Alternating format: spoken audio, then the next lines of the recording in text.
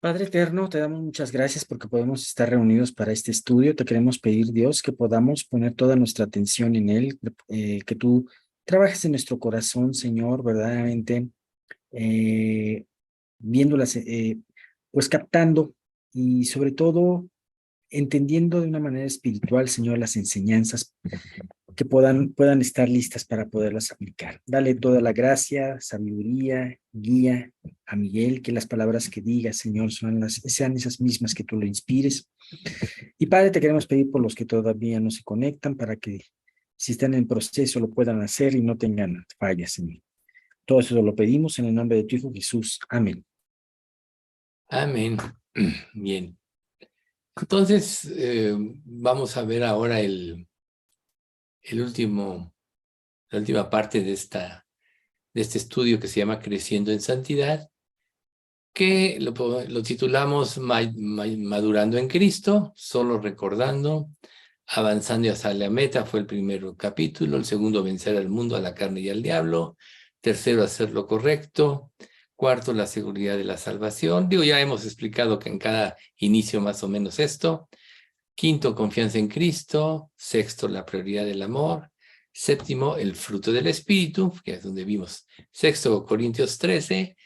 El fruto del Espíritu, Gálatas 5. Aquí vamos a tocar un poquito de Corintios 13 también, pero en función de los niños, que vamos a hablar de la madurez. Entonces, madurando en Cristo. Entonces, hay una estrecha conexión entre el fruto del Espíritu que mencionamos en Gálatas y la manifestación del amor en 1 Corintios 13.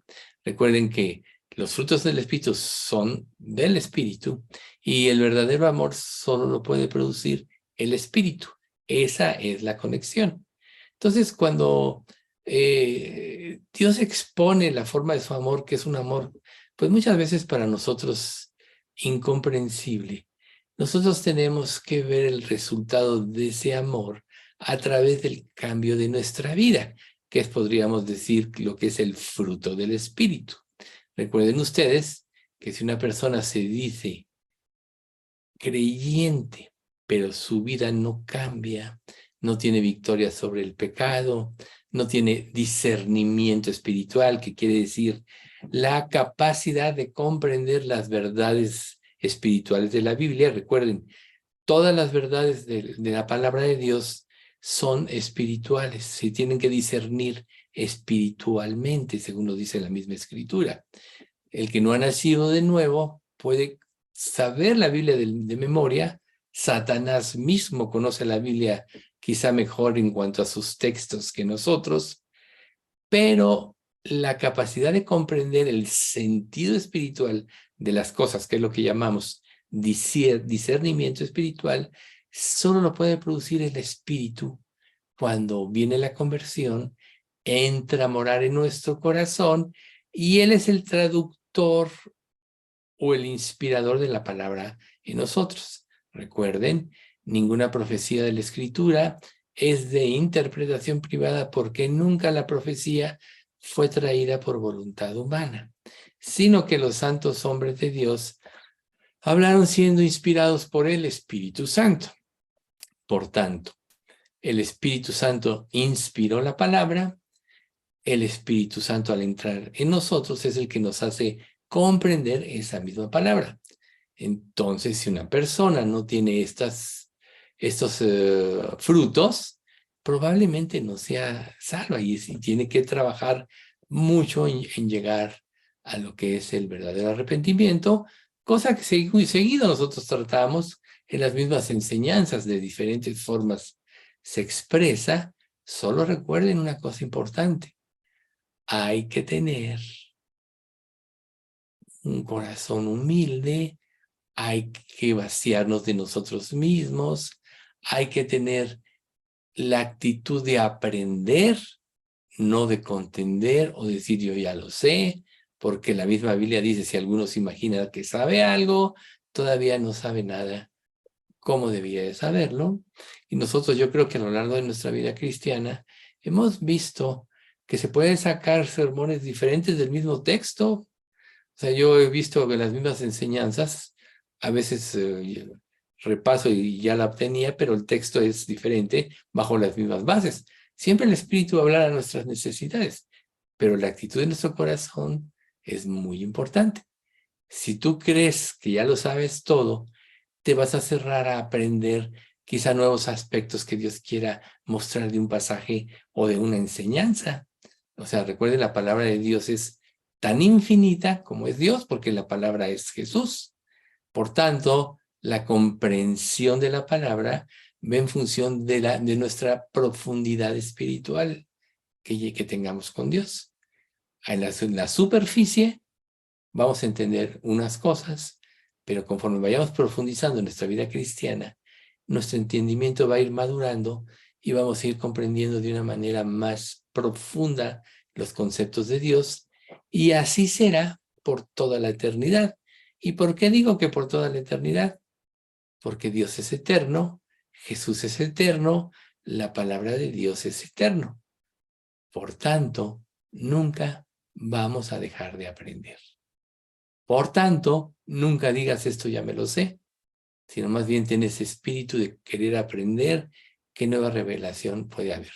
Recuerden que hay un pasaje en la Escritura que dicen que los mismos ángeles anhelan mirar las cosas que nosotros vivimos porque ven nuevos aspectos de la revelación de Dios.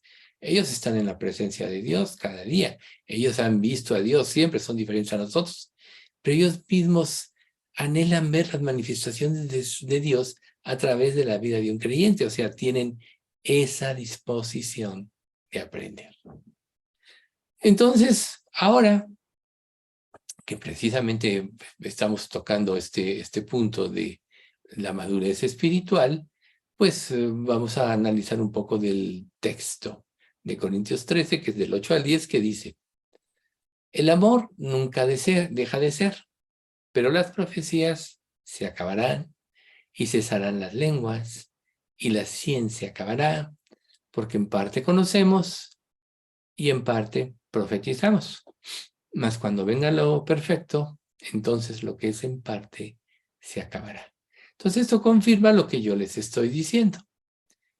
En parte conocemos, en parte profetizamos. Más adelante, de aquí en Corintios, dice: ahora vemos por espejo, oscuramente. Entonces veré cómo fui visto. Ahora conozco en parte, entonces conoceré cómo fui conocido. Vemos como por espejo, vemos solo sombras, podríamos decir.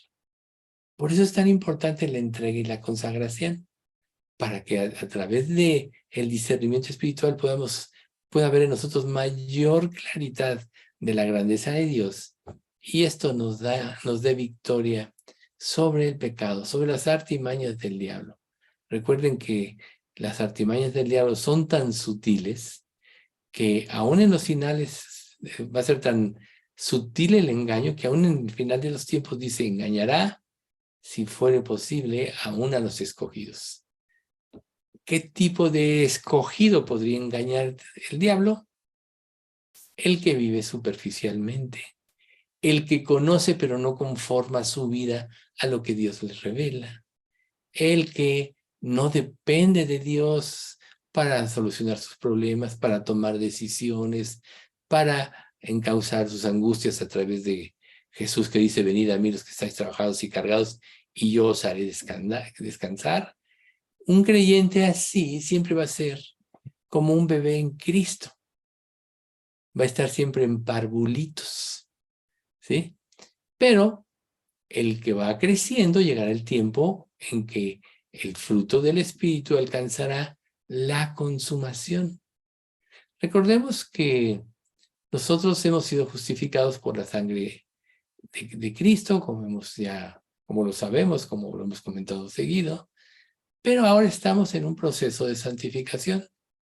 Si ustedes recuerdan, 1 Corintios 1:30 dice más: por él estáis vosotros en Cristo Jesús, el cual os ha sido hecho por Dios sabiduría, justificación, santificación y redención.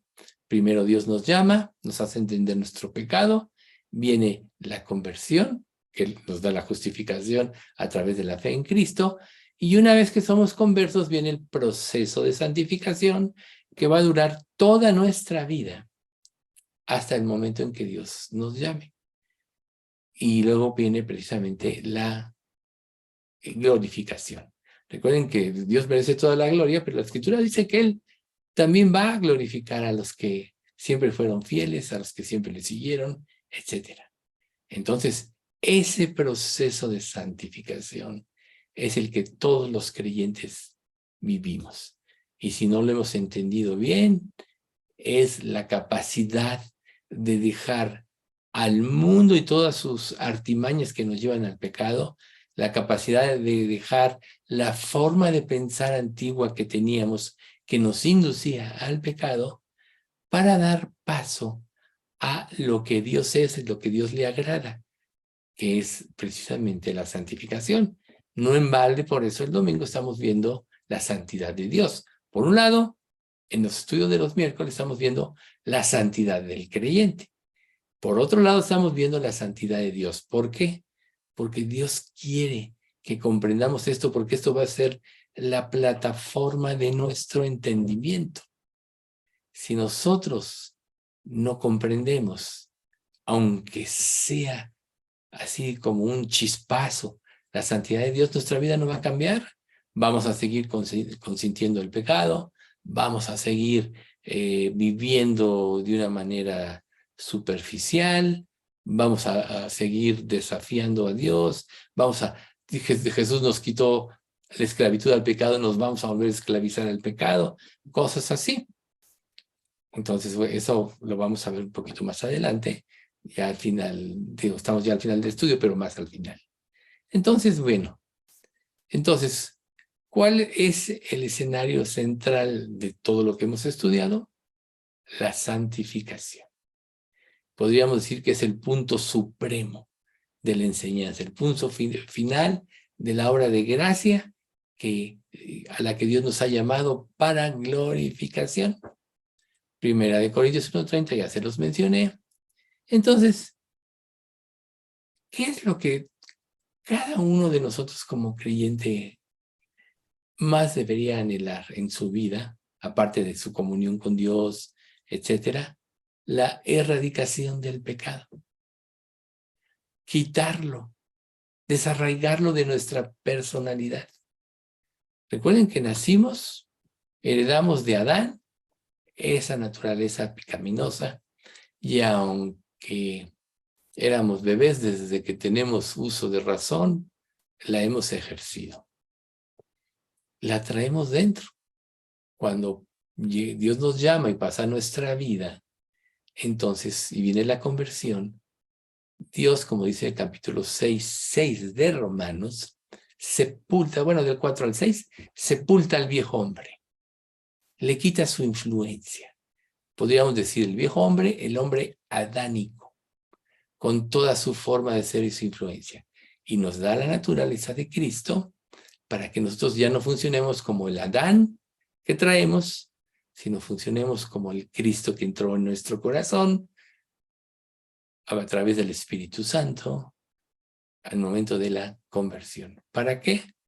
Para que vivamos en conformidad con la voluntad de Dios y vivamos en esa perfecta justicia.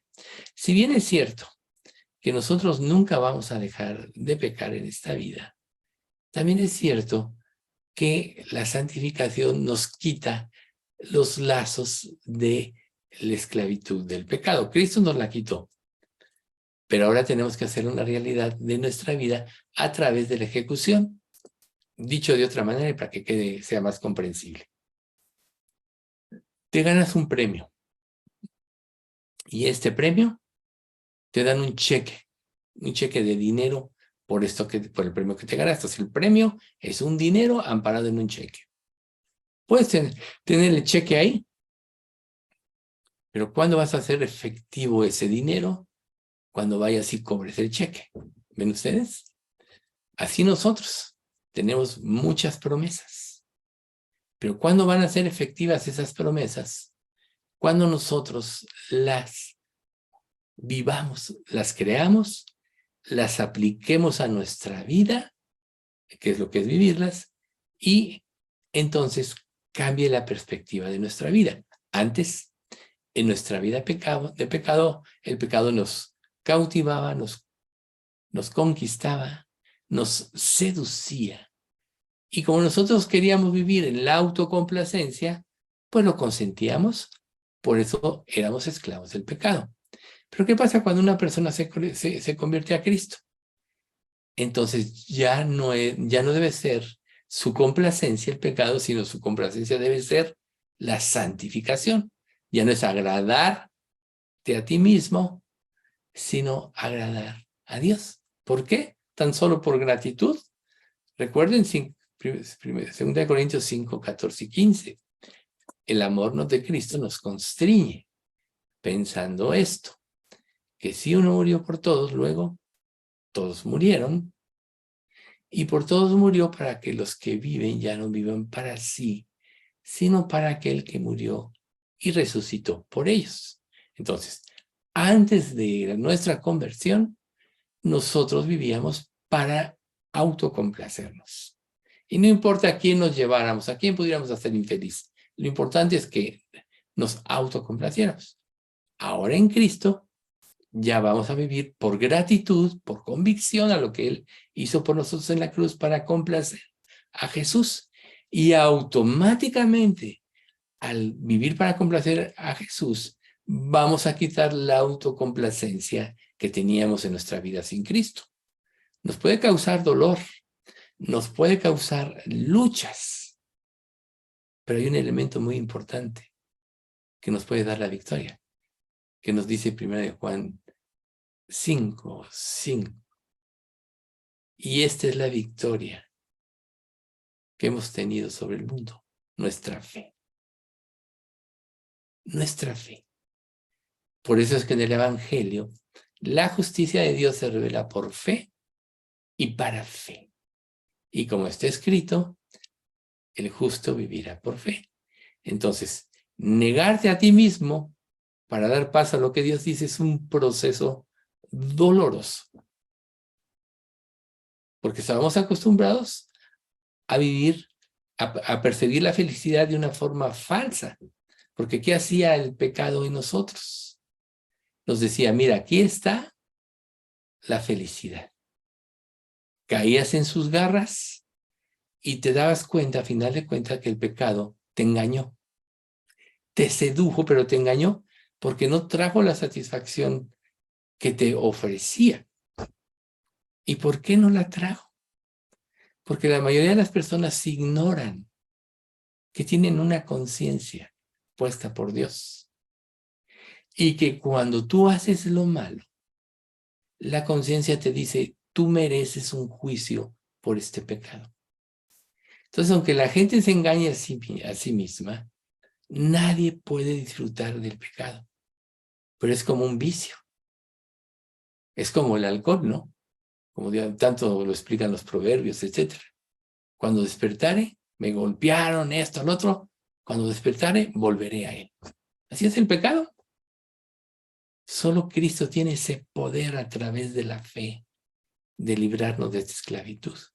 Y la fuerza para vivirlo es la gratitud. Y la gratitud viene en función de nuestra comprensión de la grandeza del sacrificio de Cristo. Por lo que para ser santificados de un modo pleno y definitivo,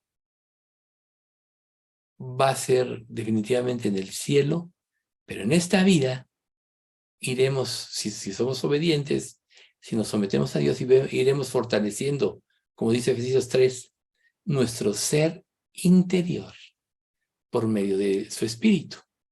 Breve explicación de esto. Cada vez que tú obedeces a Dios, tu fuerza espiritual aumenta y tu capacidad para vencer el pecado aumenta. Cada vez que tú te debilitas o caes en el pecado, tu fuerza espiritual disminuye y te haces susceptible de caer en más pecados.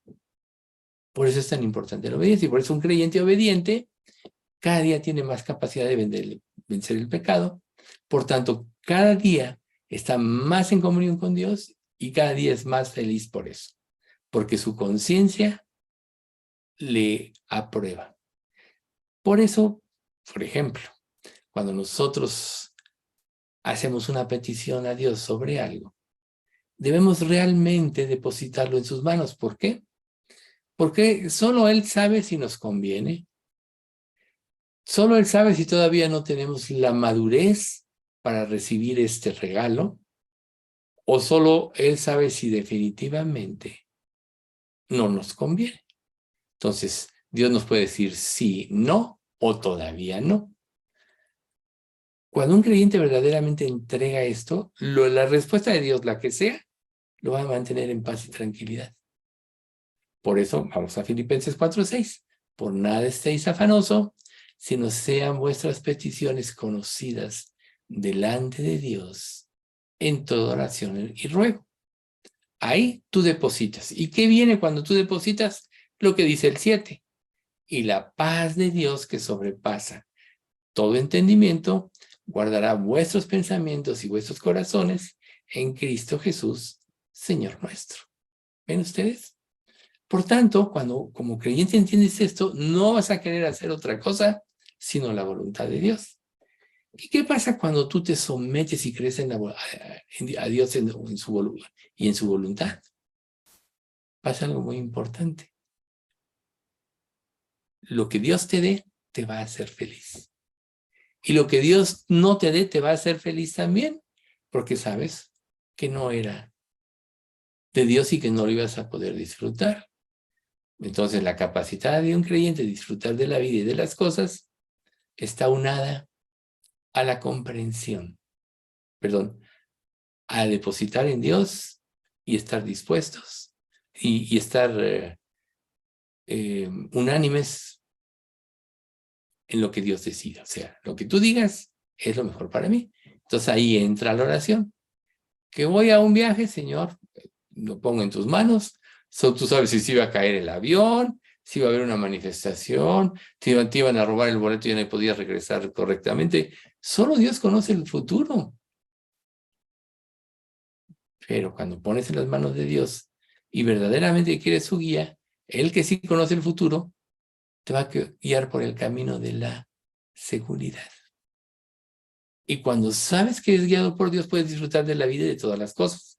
Porque además, ya no es rebeldía, ni eso que Dios te dé va a tener relación con el pecado. Eso es lo que es el proceso de madurez espiritual. Y este proceso Dios nos purificará, reitero, para llevarnos a la perfección.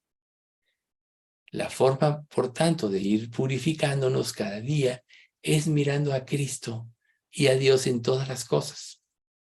Mientras más dependas de Dios, más seguro vas a estar y más feliz vas a ser.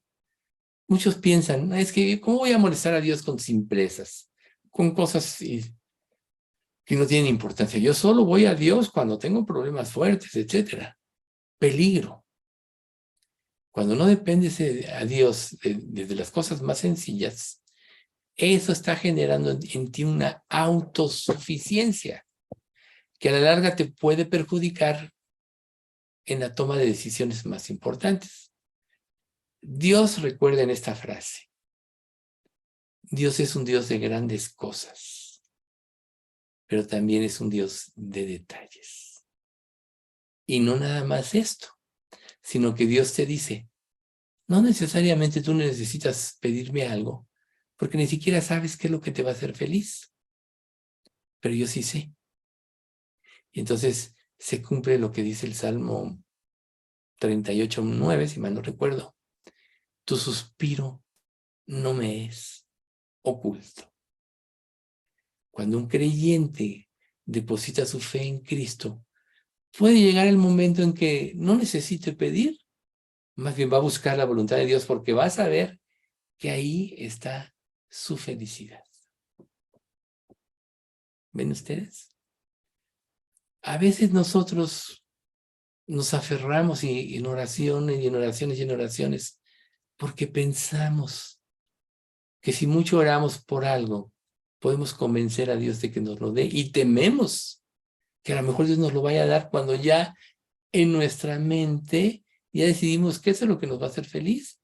Ese es el peligro más grande, porque es lo que nos va a llevar a desobedecer a Dios y vamos a traer males y dolores en nuestra vida. ¿Cuántas cosas no nos han hecho infelices en la vida por tomar malas decisiones, por no haber esperado? Si ustedes se dan cuenta, Dios siempre nos lleva a esperar, porque a través de la esperanza viene la madurez también. Por eso en Romanos capítulo 5 dice, y la esperanza no avergüenza, porque el amor de Dios ha sido derramado en nuestros corazones por el Espíritu Santo que nos fue dado. Muchas veces Dios tarda para crear en nosotros la verdadera esperanza. Y esa esperanza nos hace unánimes con la mente y el pensamiento de Dios.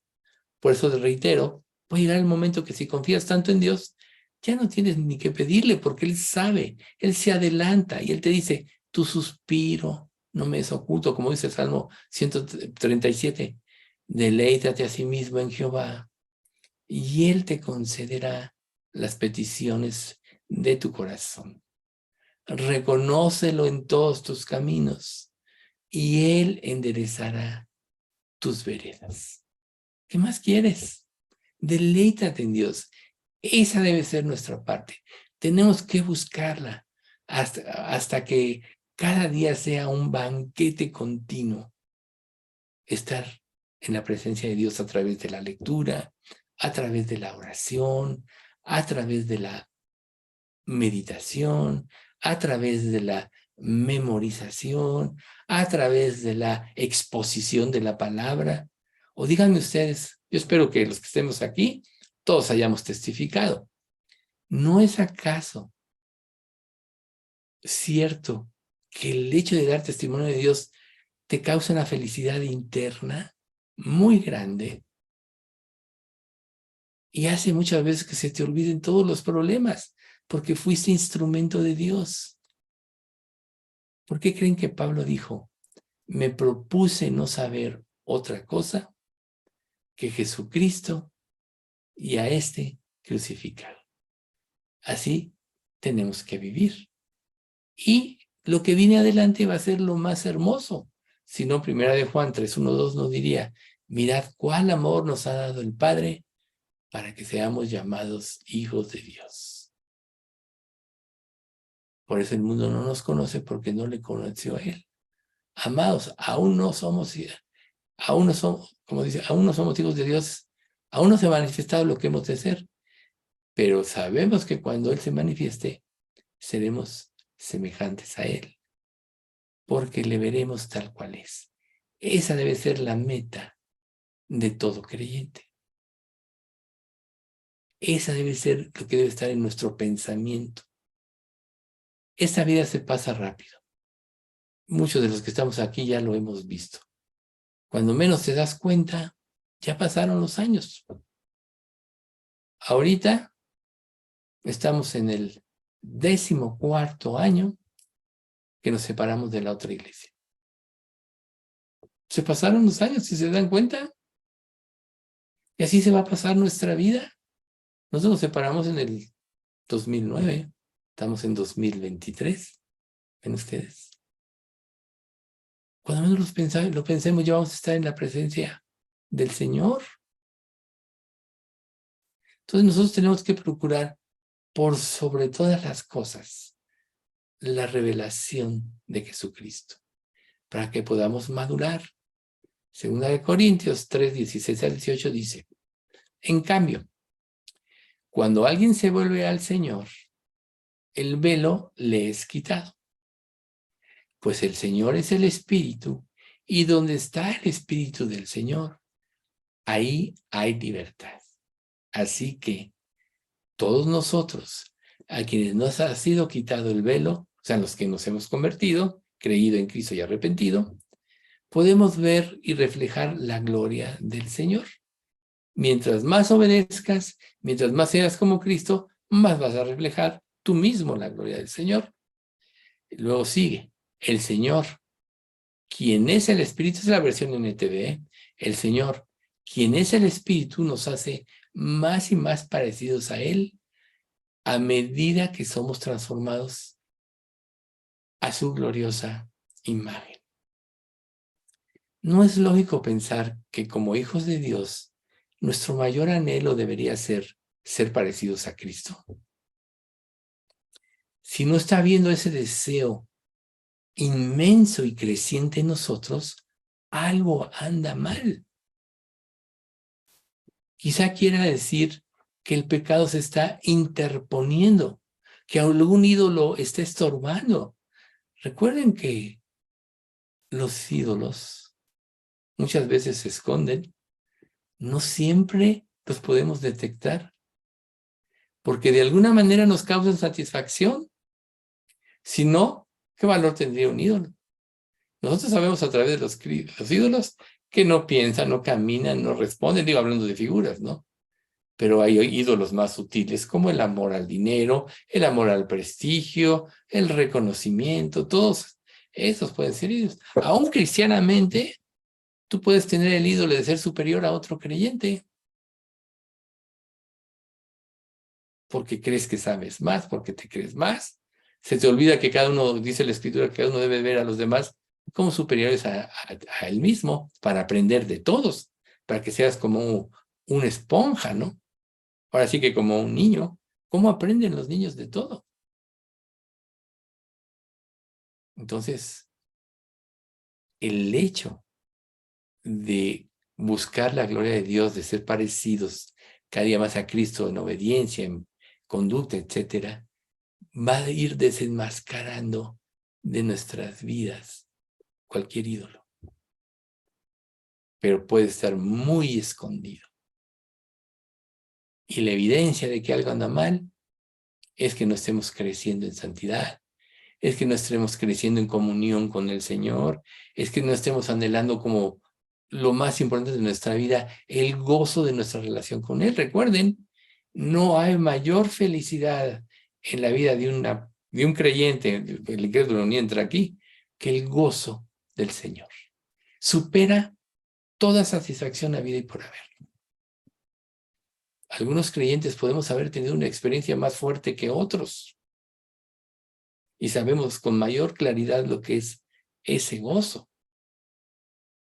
Si no, se puede manifestar tan solo como una felicidad profunda, plasmada en una seguridad verdadera, inquebrantable. Ese es el gozo del Señor. Y ese va a ir en aumento en la medida que nos consagremos más.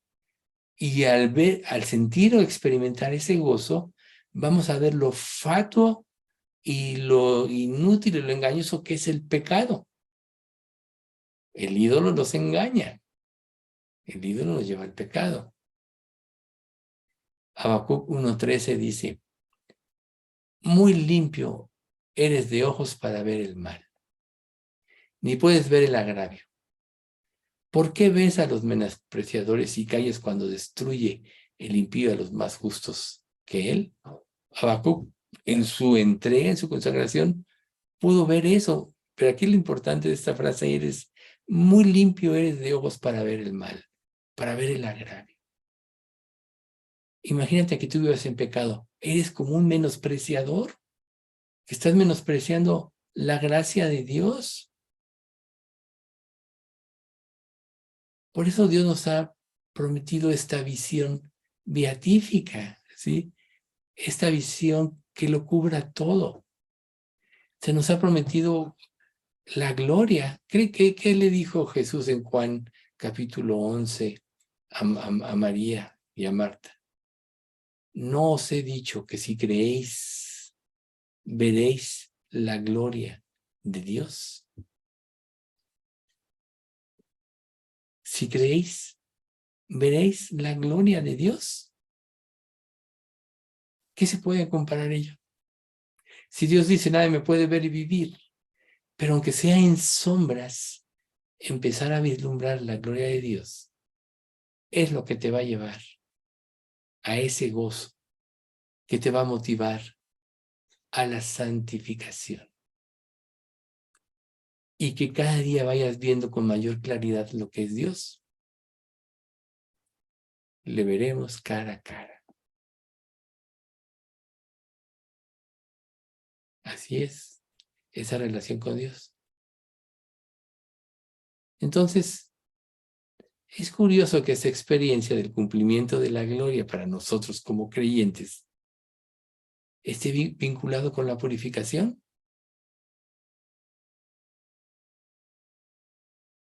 Sin fe, es imposible que alguien pueda llegar a ver a Dios.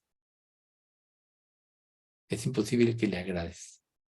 Por eso Hebreos 11:6 dice, no, sin fe es imposible agradar a Dios porque es necesario que el que cree en Dios crea que le hay. O dicho de otra manera, crea que Él existe y que es galardonador de los que le buscan. Si no nos estamos consagrando cada día es porque nuestra mirada nuestra visión afectada por el pecado. Todavía. Tenemos que purificarnos y limpiarnos. Porque el precio que pagó Jesús para librarnos de la esclavitud del pecado fue infinito. Y la falta de consagración lleva implícito la falta de comprensión de este precio infinito que pagó Jesús. Quizá en lugar de estar pensando en vanidades ilusorias que no aprovechan y libran porque son vanidades, deberías usar más el tiempo de tu vida en pensar cuán grande fue el amor de Dios que dio a su Hijo. Cómo en su amor prefirió sacrificar a su Hijo para satisfacer su justicia perfecta que no podía violar y a través de la fe darnos la salvación. Hacer que renaciéramos, hacernos sus hijos, hacernos coherederos de todas las cosas con Cristo. Entonces imagínense ustedes, Dios lleva a cabo nuestra santificación y nuestra glorificación para que podamos mirarle a Él un día a la cara.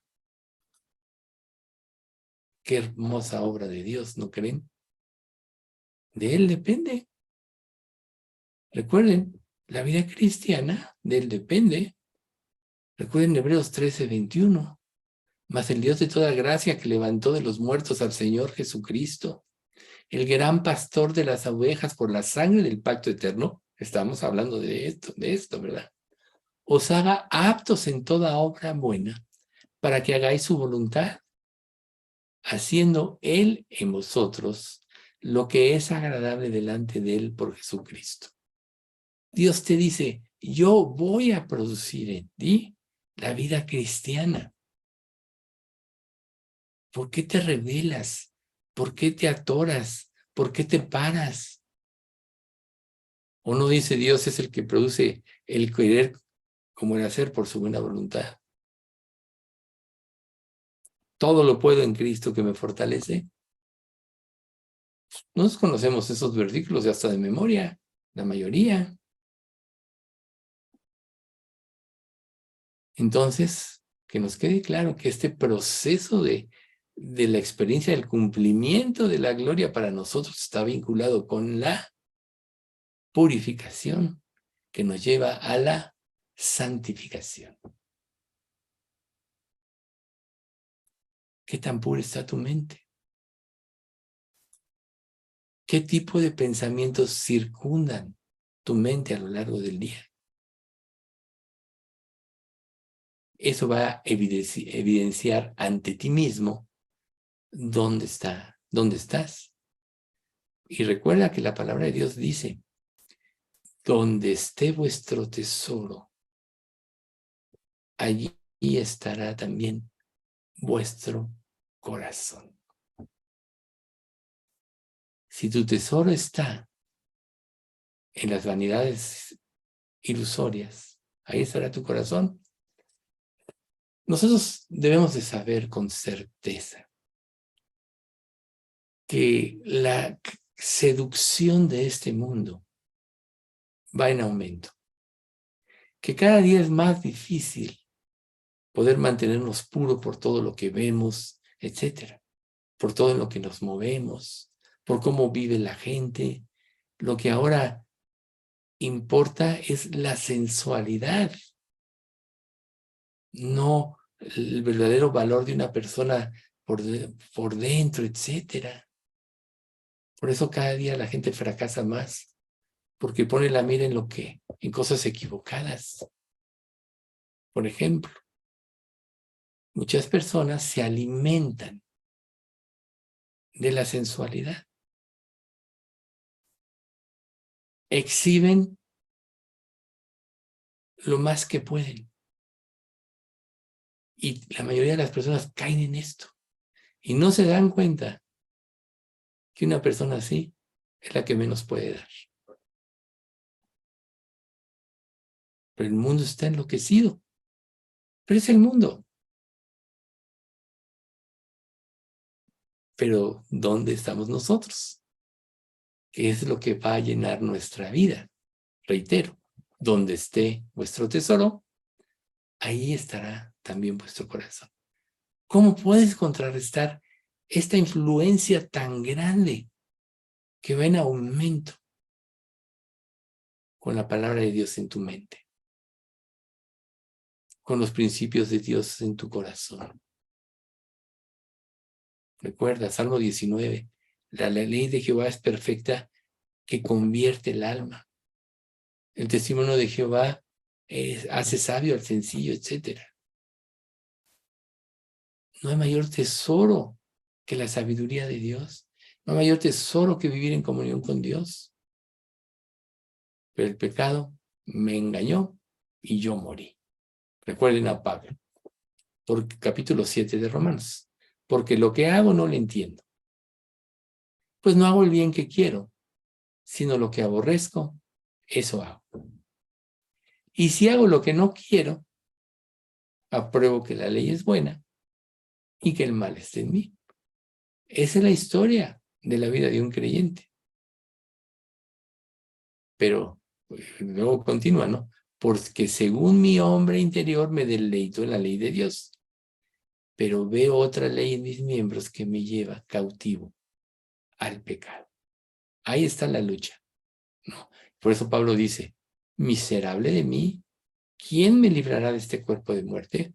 O Gálatas, porque el deseo de la carne es contra el del espíritu, y el del espíritu contra la carne. Y estos dos se oponen entre sí, para que no hagáis lo que quisierais. Estamos en esa lucha. ¿Dónde va a estar la victoria? En la santificación. En aprender a vivir como Dios nos dice y la liberación de la esclavitud del pecado. Cristo ya nos compró. Cristo ya sepultó el viejo hombre si somos salvos. Ahora ya no somos esclavos del pecado, pero sí nos podemos meter ahí al consentir el pecado, al dejarte llevar por él. Pero Cristo ya rompió esa. Ningún creyente, el pecado es más fuerte que su voluntad. 1 Corintios 13. No os ha sobrevenido ninguna tentación que no sea humana. Pero fiel es Dios, que no os dejará ser tentados más allá de lo que podéis resistir, sino que nos dará también, juntamente con la tentación, la salida para que podáis soportar. El verdadero creyente, ninguna tentación es superior a sus fuerzas. Si cae, es porque voluntariamente quiso caer, es porque voluntariamente desafió a Dios, menospreció la cruz, porque si Cristo pagó por tus pecados, llevando sobre sí el juicio, que tú vuelvas a caer en el pecado, eso es algo espantoso. Y miren, vamos al capítulo 6 de Hebreos. solo para recordar.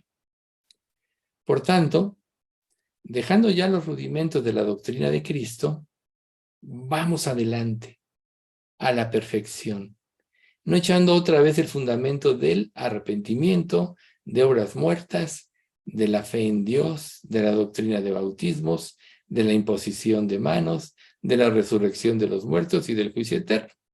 Y esto haremos si Dios en verdad lo permite. O sea, todo esto es verdad, pero tienes que trascender de esto. Porque es imposible que los que una vez fueron iluminados y gustaron del don celestial y fueron hechos partícipes del Espíritu Santo y asimismo gustaron de la buena palabra de Dios y de los poderes del siglo venidero y recayeron, sean otra vez renovados para arrepentimiento, crucificando de nuevo para sí mismos al Hijo de Dios y exponiéndole a vituperio. ¿Ven ustedes qué fuerte está? Obviamente, esto está hablando de una persona que no sabe, que pudo ver que el Espíritu Santo tocó su corazón, que le hizo ver su pecado, que le mostró el arrepentimiento, pero no rindió su corazón. Por tanto, no nació de nuevo, es esclavo del pecado, y cuando venga algo más fuerte que su fuerza, que es el mismo pecado que lo tiene esclavizado, va a recaer. Si no fuera tan importante esto, las Escrituras no dirían: y todo el que no persevere hasta el fin, no será salvo. O sea, a lo mejor tú te podrías confundir con esto, decir, oye, si la salvación es por gracia, ¿cómo el que no persevere hasta el fin será salvo? Lo que quiere decir este pasaje es que el que verdaderamente es salvo nunca va a decaer, porque Dios cambió su mente, porque Dios cambió su corazón, porque Dios le dio su Espíritu Santo. Y el que no es salvo va a decaer porque nunca fue regenerado. ¿Ven ustedes? Entonces, quizá en lugar de poner nuestros ojos en la sensualidad de este mundo y de esta vida, pongámoslos en la pureza misma de Dios. Contemplémosle a través de las Escrituras. Y de alguna manera, ese paso, a final de cuentas, nos llevará a la verdadera santificación. Quizá el solo hecho de acudir cada día a la palabra de Dios, ser bañado o inundado de sus enseñanzas o saturado, realizará esa purificación final en nuestras almas.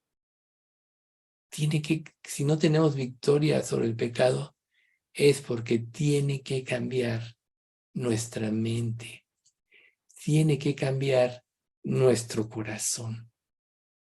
Si no cambia nuestro corazón, siempre seremos esclavos del pecado. ¿Y qué nos quedará? Sufrimiento, dolor, cuando Dios ya nos dio la victoria en Cristo.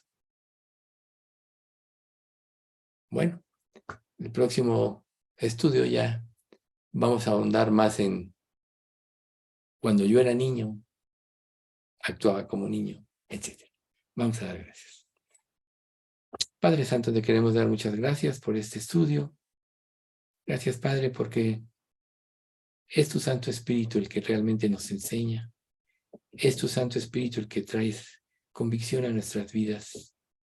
Y lo que queremos pedirte hoy es que nos enseñes a amar la santidad, que nos hagas anhelar la pureza de corazón, que nos libres de la sensualidad de este mundo, Señor, que es tan poderosa, y que nos des la victoria en Cristo. Enséñanos a amarte, enséñanos a hacer tu voluntad, danos fuerza para vencer el pecado, danos amor por ti, Señor, danos amor por la santidad, danos amor por nuestra iglesia, danos amor por nuestros hermanos, porque esto va a ser una evidencia de que somos tus verdaderos discípulos. Señor, prospera nuestra iglesia espiritualmente, pero manténla siempre en la pureza de la doctrina, que no haya en nosotros codicia de otras cosas, sino de hacer tu voluntad, y sabremos que todo lo demás, aún el crecimiento, vendrá de ti. Quizá tú nos estás preparando para ser maduros, para poder ayudar a muchos otros, Señor. Pues síguelo haciendo, porque anhelamos cumplir la gran comisión.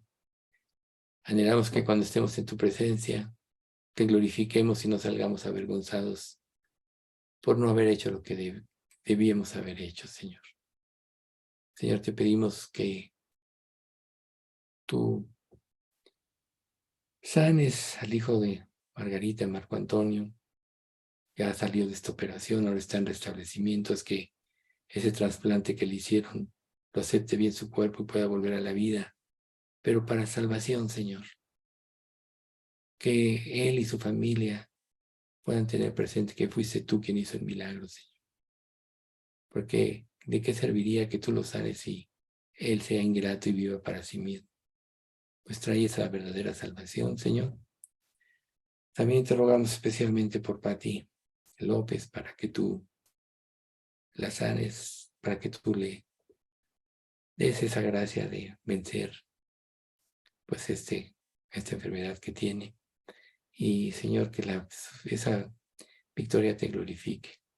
Pues los ponemos en tus manos, además de todos los demás en la iglesia. Tú sabes lo que somos. Manténnos en salud, en paz, sobre todo salud espiritual. Y todo esto te lo pedimos en nombre de Cristo Jesús. Amén.